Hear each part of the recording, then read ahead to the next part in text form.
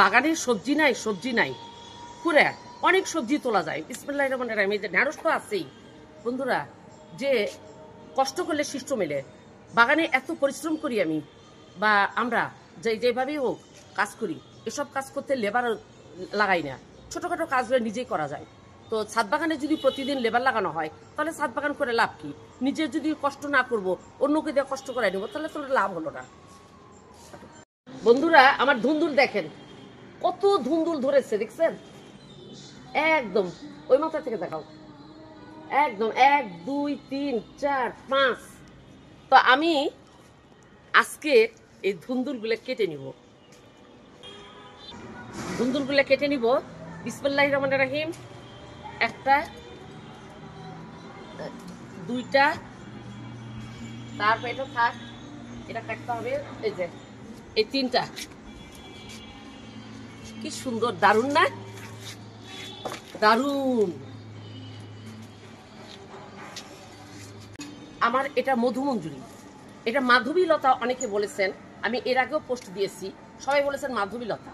মাধবীলতা গাছের লতা হয়, ডগা হয়, অনেক দূর উঠে যায়, গাছপালা থাকে, শাখা প্রশাখা বেশি থাকে। আর এটা মধুমঞ্জুরি। মধুমঞ্জুরি মানে এই যে মধুমঞ্জুরি মানে যে এই এই পুষ্পমঞ্জুরিতে শুধু ফুল আসে।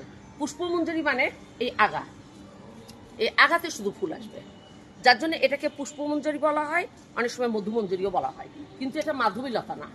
মাধবীলতা গাছের ডগা হবে এবং উপর দিকে উঠতে থাকবে। এই গাছের প্রজাতির অবস্থাটা দেখেন, এটা কখনোই হবে না, এরা এই পর্যন্ত বাড়বে, তারপরে এটাকে আর বাড়তে দেওয়া যাবে না।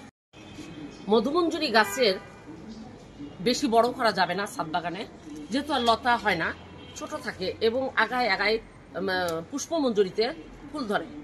পুষ্পমঞ্জুরি এই আগাগুলাকে বলা হয় পুষ্পমঞ্জুরি। এই পুষ্পমঞ্জুরিতে ফুল ধরে বলে এটাকে পুষ্পমঞ্জুরি বা মধুমঞ্জুরি বলা হয়। আমি এর গোড়াতে মাটি কিছু তুলে নিয়েছি, এর যত্ন করতে হয় প্রতি বছরই। একটু মাঝে মাঝে কিছু ইউরিয়া দিয়েছি আর কিছু গোবর সার দিলাম।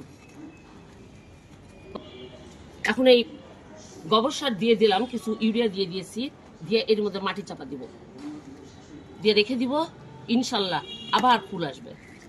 ছাদ বাগানে এত মাটি পাওয়া যায় না, আর এত রেখে দেওয়া যায় না, মাঝে মাঝে এগুলো যত্ন করতে হয়।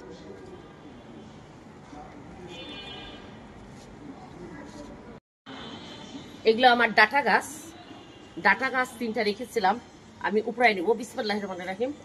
আম গাছের গোড়ায় কয়েকটা ডাটা শাক দিয়েছিলাম। বিসমিল্লাহির রহমানির রহিম। এই 3টা ডাটা আমি রেখেছিলাম। এই যে এটাকে মাছ দিয়ে খাবো, সুন্দর হবে না বন্ধুরা? মজা হবে, দারুণ হবে। এর সাথে যদি আমি আর ঝিঙ্গে এই যে ধুন্দুল দিই তাহলে কেমন হবে? আজকে কি হারভেস্ট করলাম দেখেন, 3টা ডাটা, বেশি বড় করা যাবে না, ফুল ধরে গেছে। তারপরে দেখেন এই ধুন্দুল, 3টা ধুন্দুল আর কিছু ঢেঁড়স। দারুণ হয়েছে না? এই আকালের সময় সবজির এত দাম, এটুক সবজি হারভেস্ট করতে পেরেছি, তাই তো সুন্দর না? যাই, বাসায় যাই, চলো। এখানে ডাটা আছে, এখানে আছে ধুন্দুল, তারপর আছে ঢেঁড়স। এই দিয়া বোয়াল মাছ দেওয়া রান্না হবে আজকে, বোয়াল মাছ। কেমন হবে? সুন্দর হবে না? দারুণ হবে, দারুণ দারুণ। আসো যাই।